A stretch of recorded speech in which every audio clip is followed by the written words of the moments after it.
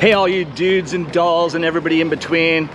My name is Tori and I'm the Grubby Pirate, and I want to thank you for taking the time to join us today here in Angeles City, the Philippines.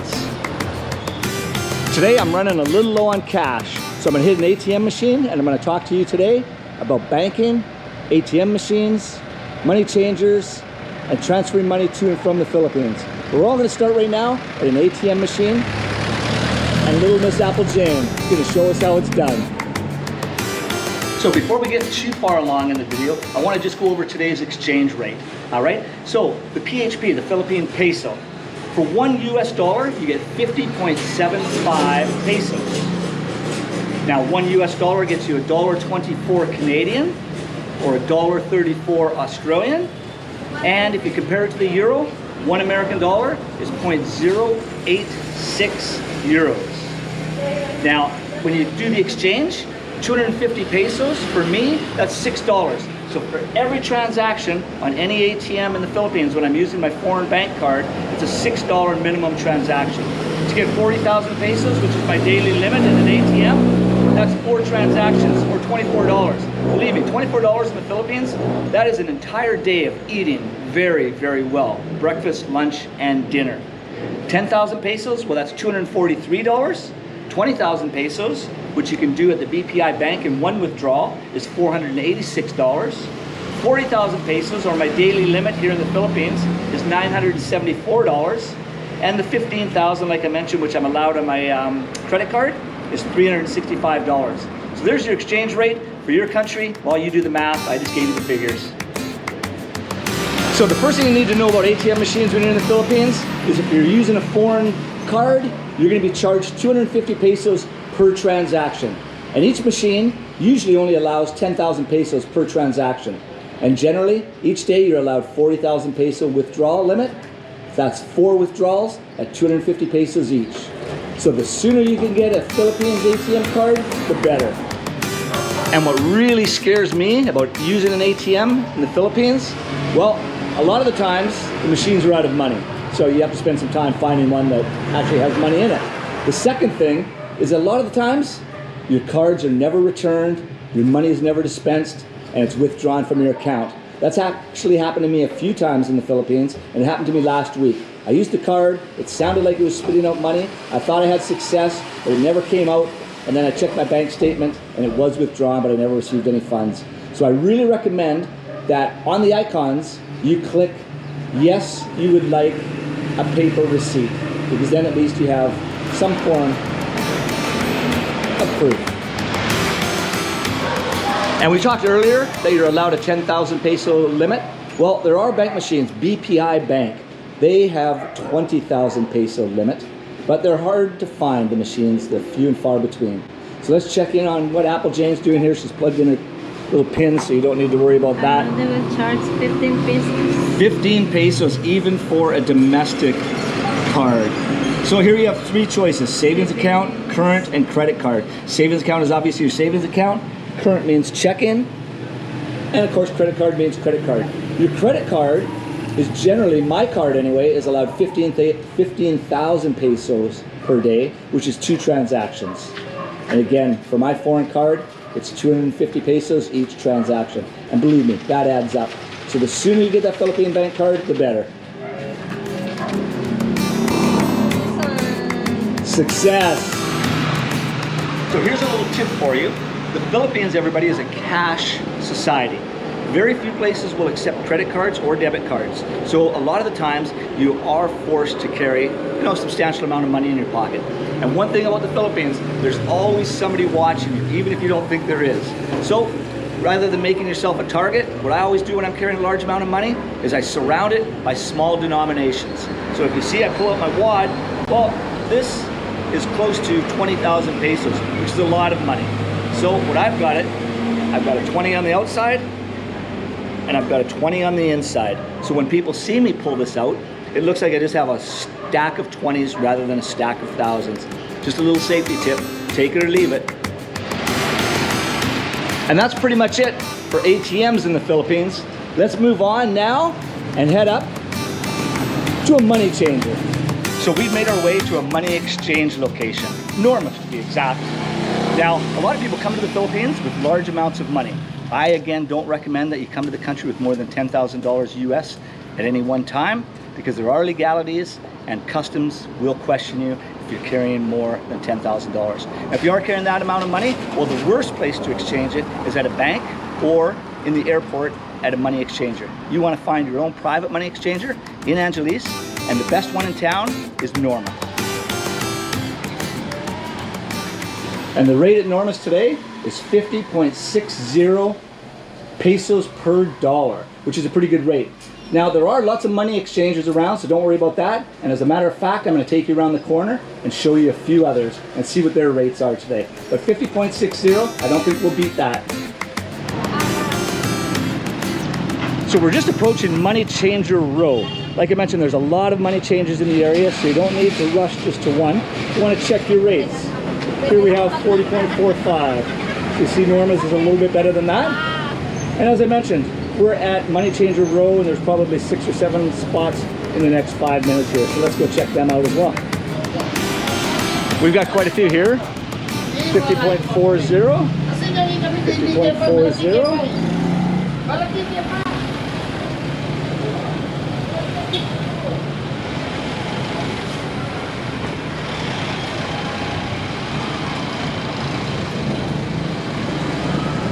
50.20. And last but not least, here on the corner, we've got JD Money at 50.40. So as you can see, Norma at 50.60. That's the best rate you're going to find today, probably. And that is 50.40 pesos per American dollar. The American dollar is pretty much the only thing they post, because that's really, to be honest, it's the only thing they want. They'll take everything, like I mentioned, euros, Aussie dollars, Canadian dollars, but it's the almighty greenback. That's what it's all about. So it's time to start talking about opening up a bank account here in the Philippines. First thing you have to realize is that you can't just jump off an airplane, run down to a bank and open up an account. No, no, no. It's not that easy. First thing you have to have before you can open up a bank account is an ACR card, which is your Alien Certificate of Registration. Well, there's no way in hell they're going to let us take a camera into the bank, so I guess you're going to have to get the up close and personal view. But at least there's a shot of a Banco de Oro branch at SM Park Mall in Angeles City. So the first thing you have to realize when you land in the Philippines and you want to open up a bank account, well, you can't just get off the airplane and do it. First thing you have to do is secure an ACR card, which is your Alien Certificate of Registration. But once you have that ACR card, it's actually pretty easy. But getting your ACR card, that's an entirely different story, and it's something we'll go over in another video. But to secure it, it generally takes about 3 months of being in the Philippines before you receive your ACR card. But once you have that ACR card, you can grab your passport, your valid passport, a proof of residency, and 2 small 2x2 photos. Some banks require it, some don't, but it's better to have it with you just in case, because if you don't have it and they ask for it, you're gonna have to run around and do it later. So again, you need your ACR card, your passport, proof of residency, and some 2x2 passport photos. Then you can go into any branch in the Philippines. And believe me, there's over 500 banks to choose from in the Philippines, but there's 5 major large ones. And the ones that I would recommend are what I use, which is BDO, directly behind me, Banco de Oro. It's the largest branch in the Philippines, or, well, not branch, but bank in the Philippines with hundreds and hundreds of branches everywhere, and it's generally the most secure. Then you have the Philippine National Bank, which I generally use and prefer. The service is better. But you also have the Metropolitan Bank and Trust. You have Bank of the Philippine Islands and BPI as well. So you do have quite a few to choose from. Stick with the larger ones, because when you do get to some of the smaller communities in the Philippines, well, some of the bank machines don't even accept foreign cards. So that's something for you to figure out when you're traveling around the Philippines, is making sure that you have enough money in your pocket to get through a trip wherever you're headed. Because if you go, for instance, to Balir Aurora, which is a great surf destination in the Philippines, well, there, the banks do not take foreign cards. Now, along with those certificates and pictures and your ACR card, you will also require a minimum deposit. But don't worry, it's only 2,000 pesos. So that's all you need to open up a bank account. Now, that 2,000 pesos has to be maintained in your account at the end of each month. On the last day of each month, if you don't have 2,000 pesos as your minimum balance, well, your bank account is going to be closed. And your cards won't work. You'll have to do the process all over again. So try and remember to maintain that 2,000 peso a month balance at the end of each month. In all honesty, the only benefit of securing a Philippine bank account, well, is transferring large amounts of money and, again, saving on the service fee of an ATM machine. Rather than receiving 250 peso service charge with a foreign card, well, with a Philippine card, you're only charged 15 pesos per transaction, which must have been added during COVID, because before Apple Jane and I went to the bank today and used our Philippine card, it was always free. So they've added on 15 pesos just to make a little extra money, because they can. And that, my friends, is as easy as it is to open up a bank account. You just need the right things, just like flying over here now. If you have everything in order, you'll have no problem. And that's it. That's pretty much it. But again, remember, no money, no honey. And that's life in the Philippines. So my favorite way, and the best way I think of sending money, internationally, domestically, it doesn't matter, it's also online, is with the company called Remitly. Now, I've tried other lines such as World Remit, Zoom. I've even used my own bank account. But you know what? The least expensive way from what I've found is using Remitly. Now, balances vary. My balance with Remitly, my maximum allowable transferable amount is $6,000 per transaction, which is generally enough to keep me going for a little while. Now, I can do that 3 times a month. So that's $18,000 a month that I can transfer from North America into the Philippines.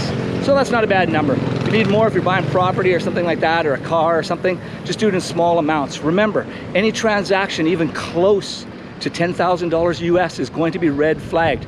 If you get that funds legitimately or not, it doesn't matter. It's going to be red flagged, and it's going to take you some explaining, some paperwork, and time. So just to save any aggravation, again, never send anything even close to $10,000 US at any one time. Okay, I never send, I'll always stop at 9. Even 9.5 is going to be flagged and raise suspicion, so I just don't want the hassle or inconvenience. Now, Remitly is great. They have 2 speeds, basically. They have what is called Express, which costs $6.99. And again, I can send up to $6,000 at any one time, and it's delivered almost instantaneously. They'll cover their butts and tell you that it's going to take, it could take up to 24, 48 hours. But in my experience, it's never taken more than 24. And at times I've sent Apple money, and within 5 minutes, it's in their bank account. So it's a great service. Again, it's online. It's called Remitly. There are other companies, and I'm sure I'm going to get comments on other ones that are good. But in my opinion, Remitly is what I use, and unless I find something better, that's what I'm going to stick with. Now, sending it, like I mentioned, you have the Express at $6.99. You can also send it, what do they call it? Economy. And economy, they say, takes up to 4 business days. And I've sent it a couple times, and it's never taken that long.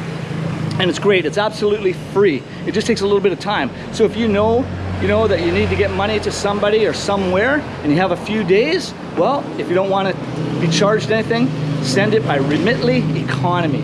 And again, it's free. So that's it for money in the Philippines, everybody. Again, it makes the world go round. It's not that difficult. It just takes, the proper paperwork, the due diligence, and then again, there's always options, and people are going to make suggestions. It never hurts to check them out and try them. But again, everything I've just mentioned in this video is through my past experience in 6 years in the Philippines. I've tried quite a few, and I like to think that I have it dialed in now. So that's it from the Grubby Pirate, everybody. Thank you so much for taking the time, tuning in. We hope you'll also subscribe, throw us a bone, like the video, and I hope you enjoyed it. And until then, we'll see you next Sunday, everybody. Take care, stay safe, and play hard. I'm the Grubby Pirate, and I am out.